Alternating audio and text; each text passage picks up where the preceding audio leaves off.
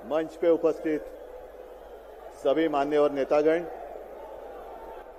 और मेरे सामने लाखों की संख्या में उपस्थित मेरे देशभक्त देशप्रेमी भाई और बहनों, हम सबको पता है कोई चुनावी रैली नहीं है। अपनी दो बहनें हिम्मत से लड़ रही है। अगर बहन हिम्मत से लड़ रही है तो भाई कैसे पीछे रहेगा। और इसलिए हम सब दोनों अपनी जो बहनें हैं, कल्पना जी हैं, सुनीता जी हैं, आप चिंता मत करो। सिर्फ हमें नहीं, पूरा अपना देश हिंदुस्तान आपके साथ में है। देश में जो स्थिति है मैं दोहराना नहीं चाहूंगा। कुछ दिन पहले आशंका थी कि क्या हमारा देश तानाशाही की ओर चल रहा है, लेकिन अब वो आशंका नहीं रही, अब वो सच्चाई है। अगर बीजेपी सरकार को ऐसे लग रहा होगा कि अरविंद जी को अरेस्ट किया, हेमंत जी को अरेस्ट किया तो लोग डर जाएंगे, लेकिन उनको आज तक पता नहीं, उन्होंने अपने देशवासियों को कभी पहचाना नहीं। मेरे भारत का हर कोई डरने वाला नहीं, लड़ने वाला है। और अगर हिम्मत है तो बाकी आपकी सारी एजेंसीज हैं, ईडी, सीबीआई, इनकम टैक्स, जैसे हम इंडिया गठबंधन बनाकर सबके सामने आए हैं। अगर आप में हिम्मत है तो बीजेपी को मैं कहता हूं, चुनौती देता हूं कि बाकी सारी लोगों को छोड़ दो, आप सीधा आपके बैनर पर लगा दो कि बीजेपी के साथ जो 3 साथी पार्टी है वो ईडी, इनकम टैक्स और सीबीआई है। लेकिन अब समय आया है, कितने दिन तक हम उनकी आलोचना करते रहेंगे।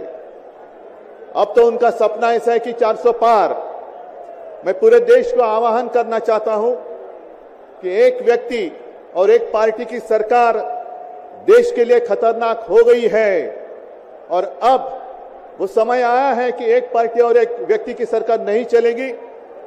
पूरे देश को मैं आह्वान करता हूं कि हम सबको अब चाहिए, मजबूत देश चाहिए और मिलीजुली सरकार हमें लानी ही होगी।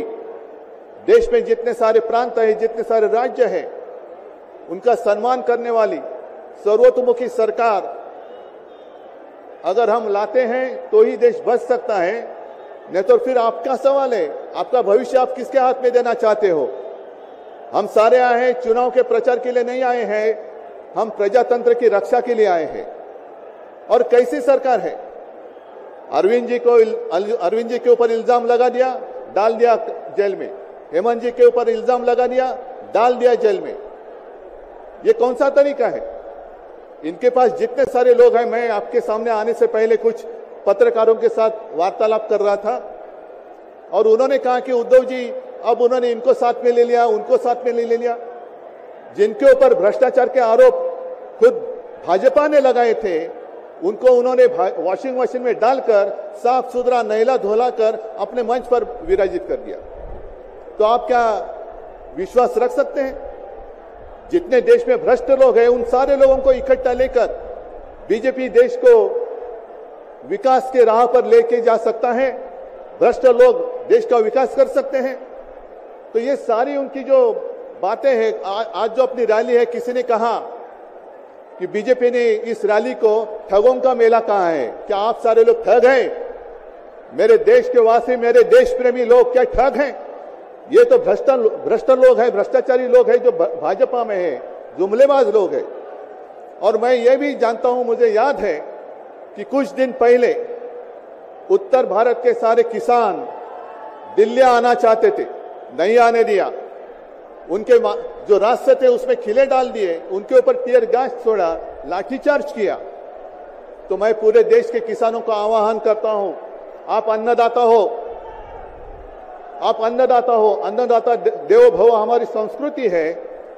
जो सरकार किसानों को आतंकवादी मानते हैं और जो सरकार किसानों को दिल्ली आने से रोकती है, तो पूरे अब समय है कि पूरे देश के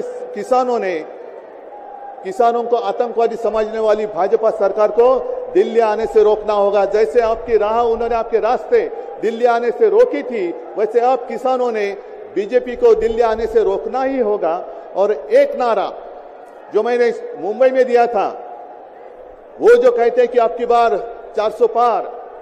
मैं आपको आह्वान करता हूं कि जहां से आप आए हुए हैं, आप जाओ, अपने घर पे जाओ, जहां भी जाएंगे, गांव में जाओ, लेकिन एक नारा आपको देना होगा तानाशाही के खिलाफ। अब की बार भाजपा तड़ी पार,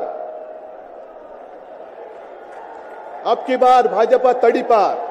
और ऐसे तानाशाही करने वाली सरकार अब हम दिल्ली आने नहीं देंगे। यही शपथ लेकर आगे हमें जाना होगा। और फिर से एक बार सुनीता जी, कल्पना जी, आप चिंता मत करो, पूरा देश आपके साथ है। आप लड़ाई जीतेगी और हम सब लड़ाई जीतेंगे, प्रजातंत्र जीतेगा। जय हिंद, जय महाराष्ट्र।